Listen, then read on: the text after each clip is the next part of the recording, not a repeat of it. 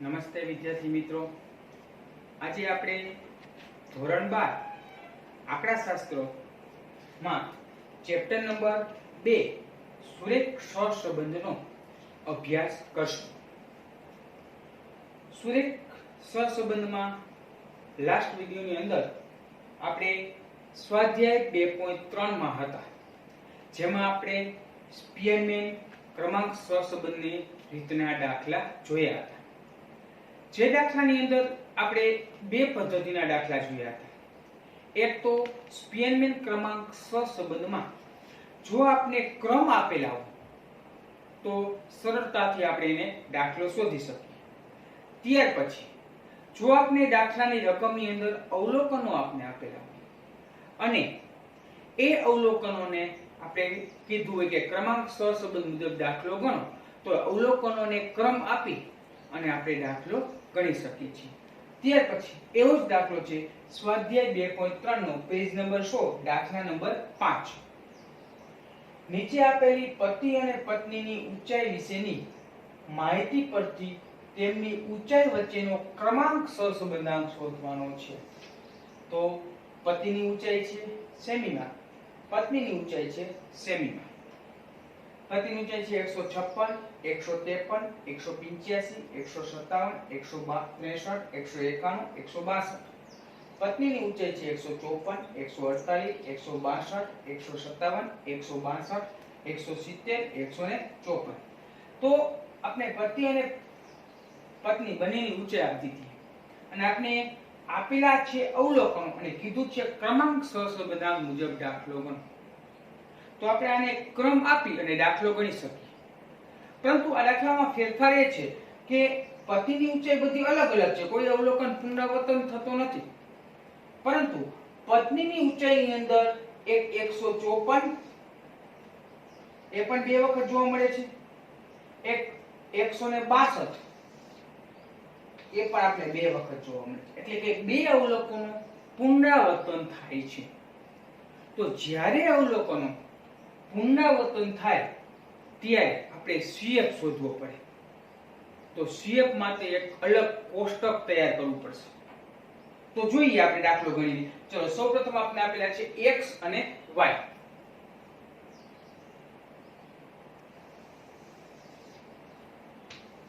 x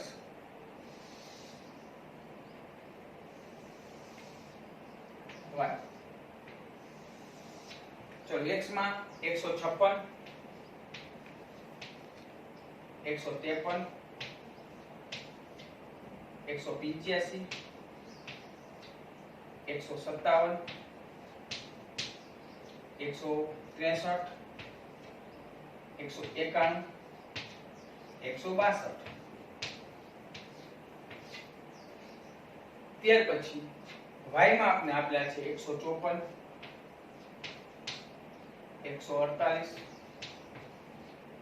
162, 157,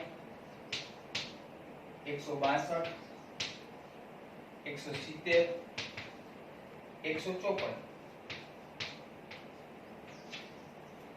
તો ક્રમાંક સહસંબંધાંક મુજબ દાખલો રહેલો છે એટલે આપણે ક્રમ આપવા પડે. તો x માંથી આપણે rx અને y માંથી આપણે ry આપી શકીએ. પહેલા rx આપશું ex માંથી અને ry આપશું y માંથી.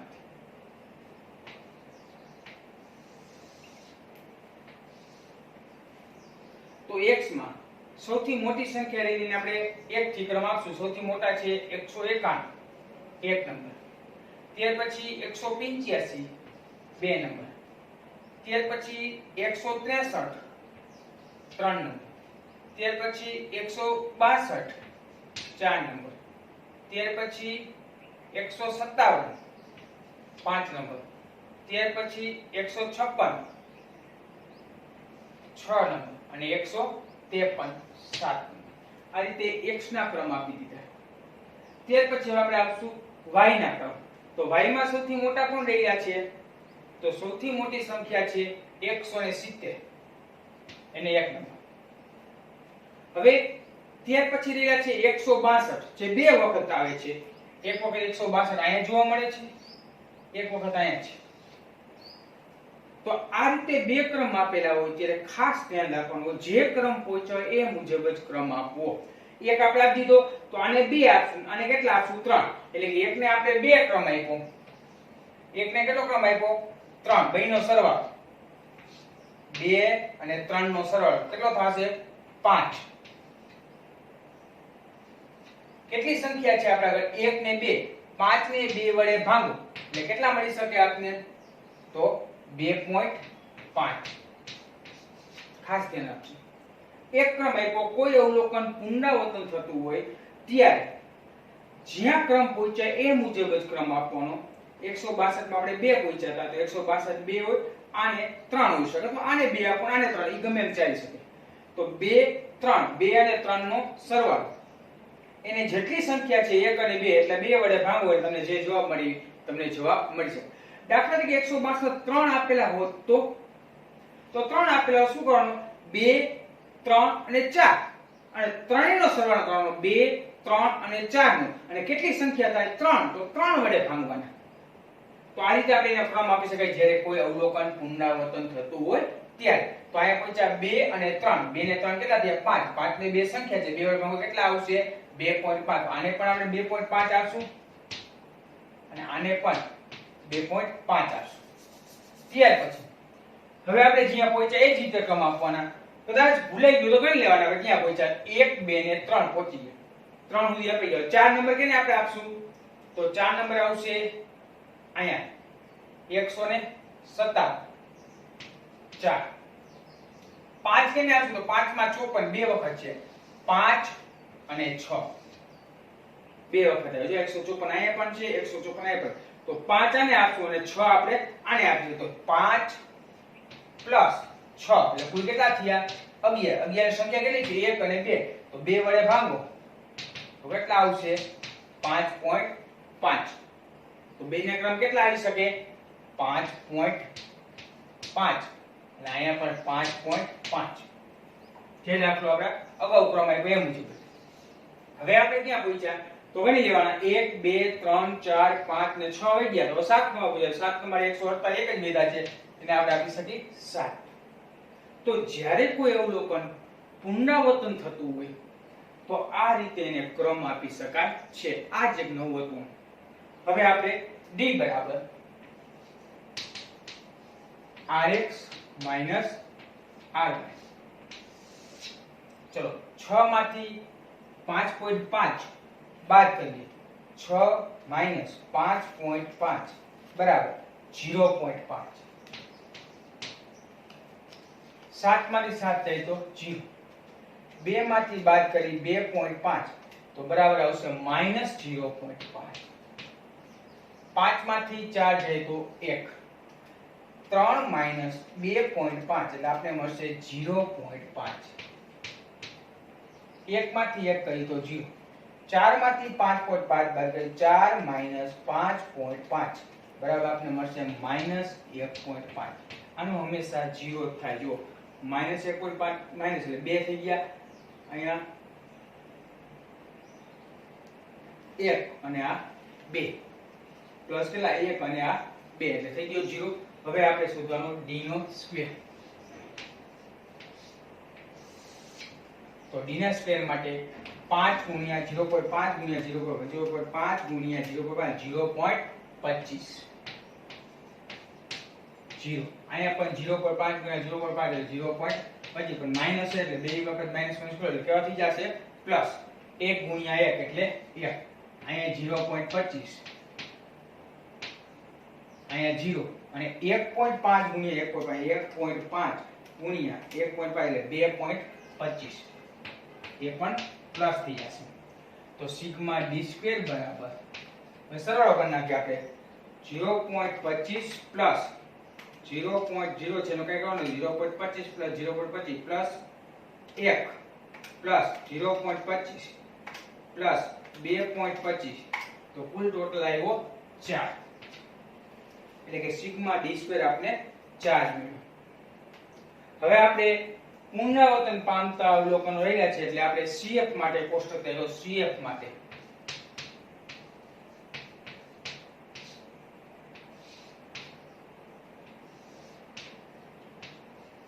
પુનરાવર્તન પામતા અવલોકન.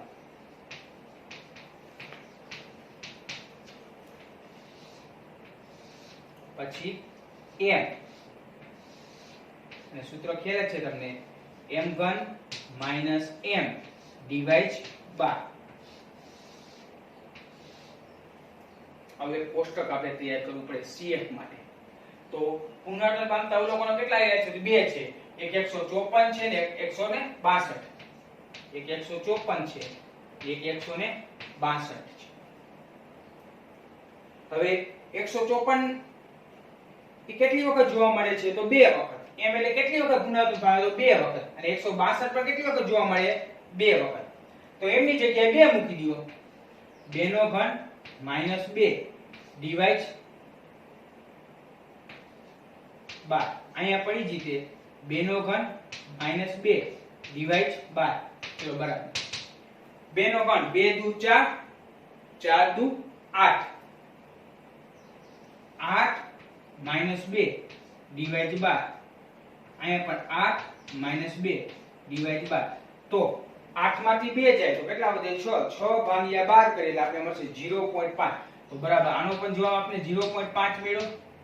આનો જવાબ પણ 0.5 મેળવ્યો. હવે ટોટલ કરીએ એટલે આપણે CF મળી જશે. CF બરાબર 0.5 અહીંયા છે, 0.5 અહીંયા છે, 0.5 0.5 એટલે કેટલા જવાબ મળી શકશે? 1. એટલે CF બરાબર કેટલા મળ્યા? 1. અથવા એટલે CF એમ કહી શકાય સિગ્મા m1 m ડિવાઇડ 12 પણ દર્શાવશે. ખાલી તમે CF દર્શાવો તો પણ ચાલે. હવે આપણે ક્રમાંક સહસંબંધનું સૂત્ર મૂકી દઈએ. r બરાબર 1 6 કૌંસમાં સિગ્મા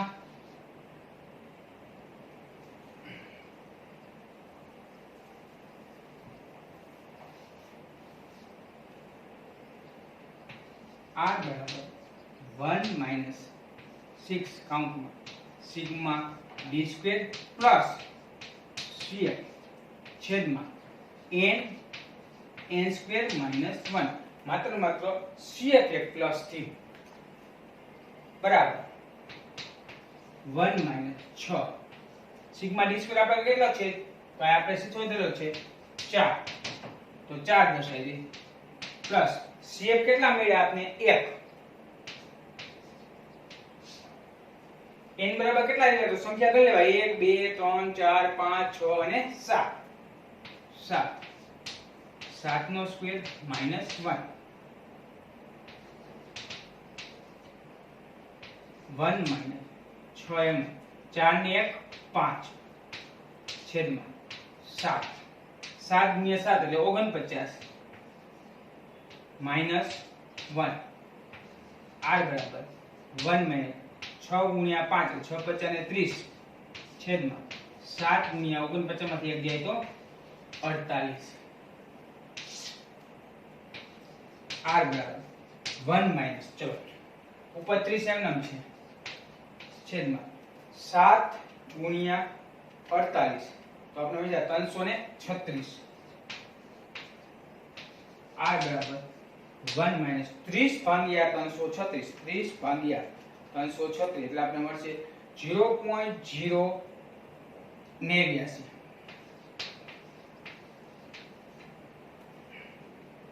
અને એને એકમાંથી બાદ કરી 1 0.089 તો આપણે મળશે 0.9 r બરાબર 0.91 એટલે કે r બરાબર 0.9 બંને જવાબ સાચા પડી શકે. તો આ રીતે જ્યારે દાખલામાં આપણને અવલોકનો આપેલા હોય અને એ અવલોકનો માં કોઈ અવલોકન પુનરાવર્તન થતું હોય તો આ રીતે એને પુનરાવર્તન થતા અવલોકનોને ક્રમ આપી અને CF શોધી અને આ રીતે આપણે એનું CF વાળું સૂત્ર મૂકી અને ક્રમાંક સહસંબંધો અને આ રીતે આપણે દાખલો ગણી શકીએ છીએ. હવે આપણે આવો નવો દાખલો રહેલો છે સ્વાધ્યાય 2.3 માં 6 નંબરનો દાખલો જે તમારે હોમવર્કમાં કરવાનો. સ્વાધ્યાય 2.3 3 દાખલા નંબર 6 જે આ જ રીતે લીધું છે એમાં કોઈ લોકોનો પુનરાવર્તન થતા હોય તો આ રીતે આપણે એને પુનરાવર્તનને ક્રમ આપી શકીએ છીએ. હવે આપણે જોશું દાખલા નંબર 8.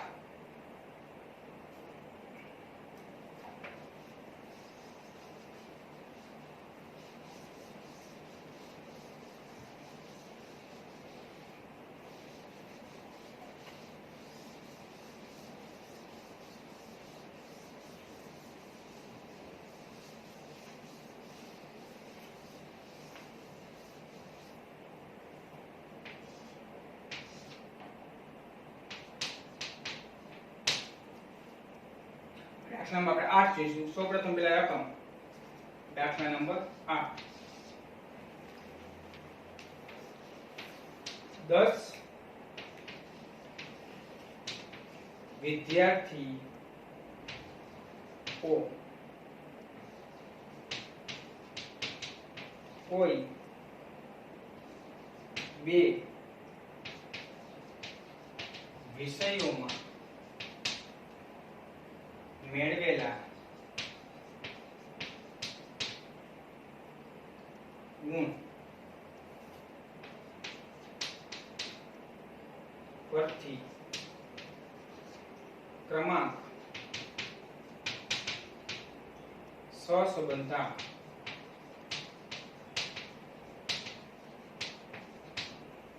.5 મળે છે. પાછળથી એવી ખબર પડે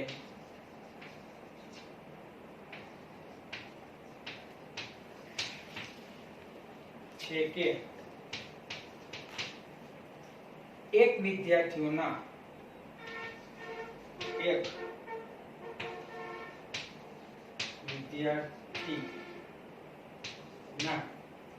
ક્રમનો તફાવત 7 હોવો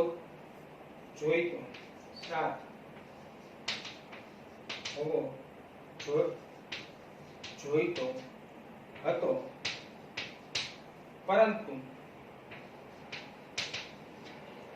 ભૂલથી તે 3 લેવાયું છે.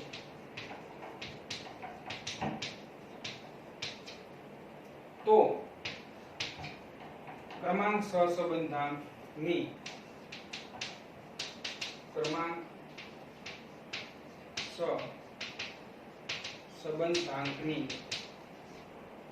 સુધારેલી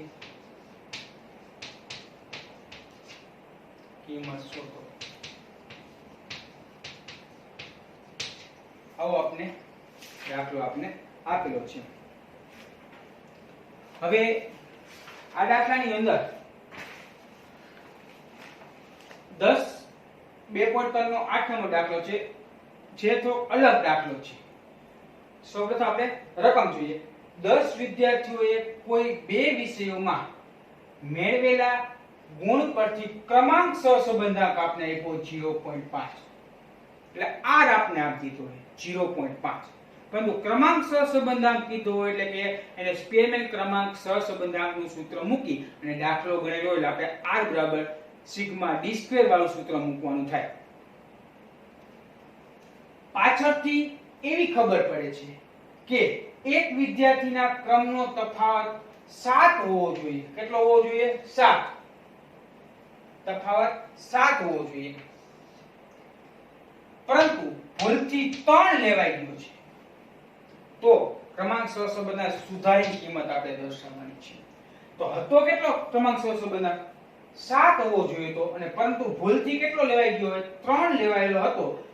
તો ક્રમાંક સહસંબંધની સુધારેલી કિંમત શોધો. તો સાચો ડી અને ખોટો ડી આપણે આપી દીધો.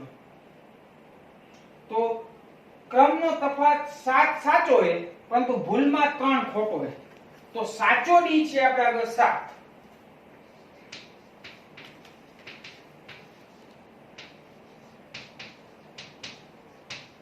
બરાબર 7, અને ખોટા ડી ની કિંમત બરાબર આપણા આગળ છે 3 અને n બરાબર આપણે આપેલા છે 10. આટલી વસ્તુ આપણે આપેલી છે. તો જ્યારે આ રીતની કિંમતમાં આપણે સુધારેલો આપણે ક્રમાંક સહસંબંધાંક શોધવો હોય ત્યારે આપણે પહેલા સિગ્મા ડી સ્ક્વેર શું થાય એ શોધવું પડે અને ક્રમાંક સહસંબંધાંક મુજબ આપણે r આપને આપેલો છે 0.5 એટલે આપણે ક્રમાંક સહસંબંધાંકનું સૂત્ર મૂકવું પડે. તો સૂત્ર મૂકીએ પહેલા r બરાબર 1 - 6 સિગ્મા ડી સ્ક્વેર છેદમાં n સ્ક્વેર માઈનસ 1. શું કામ ક્રમાંક સહસંબંધાંક સૂત્ર મૂકવું? આપણે ક્રમાંક સહસંબંધાંક આપેલો છે એટલા માટે r બરાબર 1 - 6 સિગ્મા ડી સ્ક્વેર n બરાબર કેટલી કિંમત આપણે આપેલી છે? તો n બરાબર એટલે છે 10. 10 નો સ્ક્વેર માઈનસ 1. r બરાબર 1 માઈનસ ચલો 6 સિગ્મા ડી સ્ક્વેર છેદમાં 10 નો સ્ક્વેર આ 10 એનો દેશે 10 નો સ્ક્વેર કેટલો થઈ શકે? 100. 10 ગુણ્યા 10 ગુણ્યા 10 એટલે 100. 100 માંથી 1 જાય તો કેટલા આવશે? 9.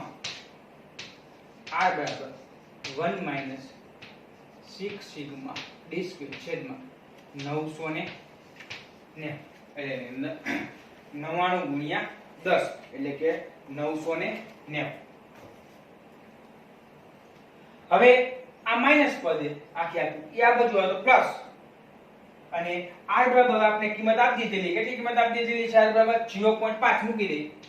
0.5 બરાબર 1 - 6 સિગ્મા ડી સ્ક્વેર છેદમાં 990. તમે આ r ની કિંમત આ શરૂઆતમાં પણ તમે મૂકી શકો છો. r બરાબર તમે 0.5 મૂકી દો તો પણ ચાલે છે. 0.5 દર્શાવવાના રહી. હવે આ માઈનસ છે, આ બાજુ આવે તો પ્લસ, આ પ્લસ હોય એટલે જાય તો માઈનસ. તો આપણે શું મળશે કે 6 સિગ્મા ડી સ્ક્વેર બરાબર છેદમાં 990 બરાબર 1 - 0.5. એટલે આખે આખું પદ આ બાજુ આવી ગયું પ્લસ થઈ ગયું, આ પદ ઓલી બાજુ આવી ગયું એટલે માઈનસ થઈ ગયું. તો 6 સિગ્મા ડી સ્ક્વેર છેદમાં 990 બરાબર એકમાંથી 0.5 બાદ એટલે કેટલા આવશે? 0.5. આ ભાગાકારમાં એટલે જાય તો ગુણાકારમાં 990. આ 6 અહીં ગુણાકારમાં બાજુ આવે તો ભાગાકારમાં. તો સિગ્મા ડી સ્ક્વેર બરાબર આપણે કેટલા મળશે? સિગ્મા ડી સ્ક્વેર બરાબર 0.5 અહીં ભાગાકાર એટલે જાય તો ગુણાકારમાં 990 છેદમાં ગુણાકાર બાજુ આવે તો ભાગાકારમાં. તો સિગ્મા ડી સ્ક્વેર બરાબર આપણે મળશે 0.5 ગુણ્યા 990 ભાગ્યા 6 બરાબર આપણે મળશે 82.5.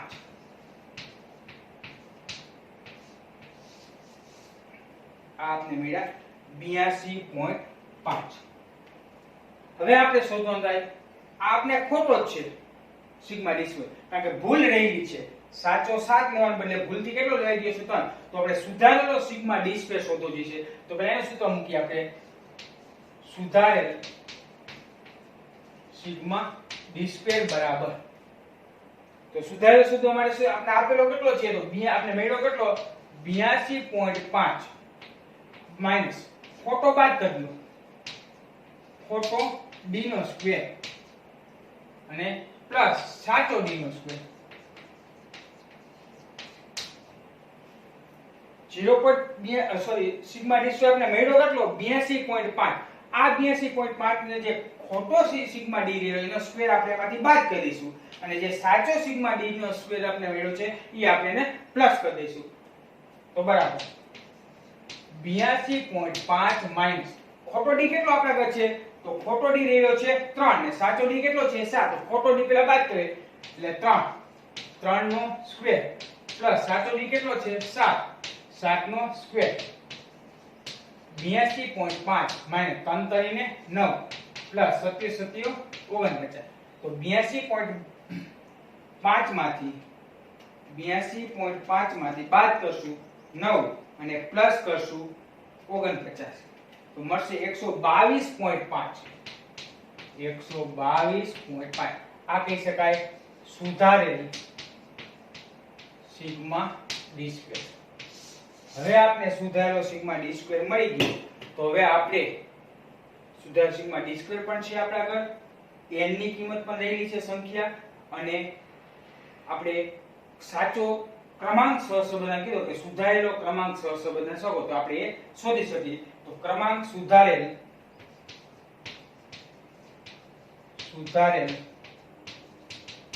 ક્રમાંક સહસંબંધ જે આપણે દાખલામાં રકમમાં કીધું છે તે. તો એનું સૂત્ર મૂકી ક્રમાંક સહસંબંધનું r બરાબર 1 - 6 સિગ્મા d સ્ક્વેર છેદમાં n સ્ક્વેર - 1. r બરાબર 1m - 6m.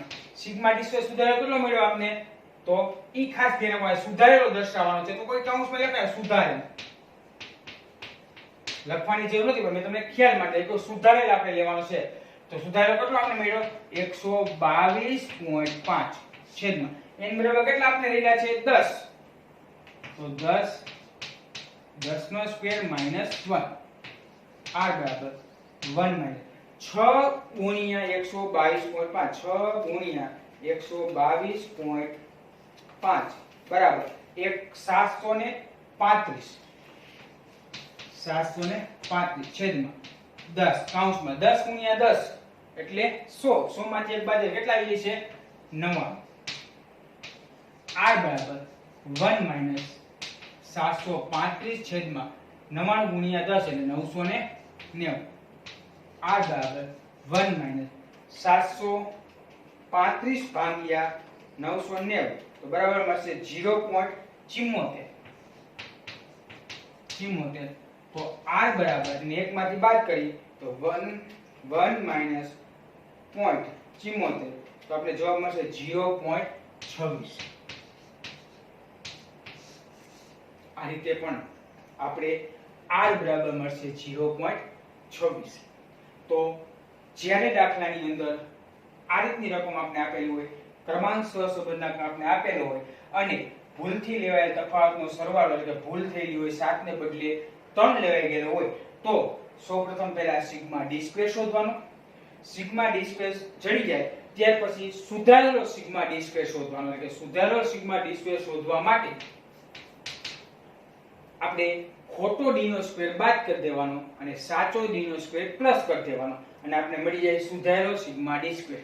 અને સુધારેલો ધીરા પછી આપણે સુધારેલો ક્રમાંક સહસંબંધક આપણે શોધી શકીએ છીએ. તો આ જ રીતનો આવો જ દાખલો રહેલો છે.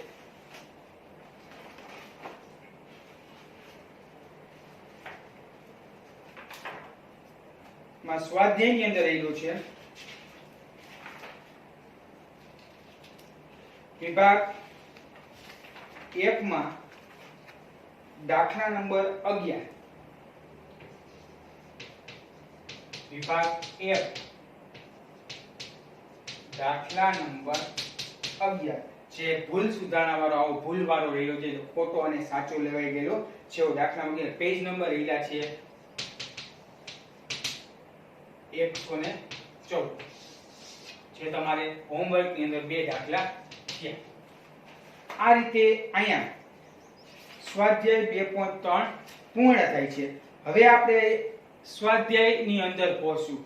સ્વાધ્યાયની અંદર જે દાખલા રહેલા છે એમાં અમુક દાખલા કાર્લ પિયર્સનની રીતના છે, અમુક દાખલા સ્પીયરમેન ક્રમાંક સહસંબંધી રીતના છે.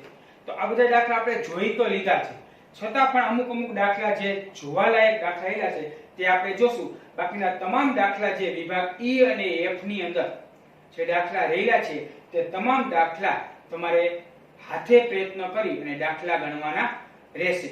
અસ્તુ.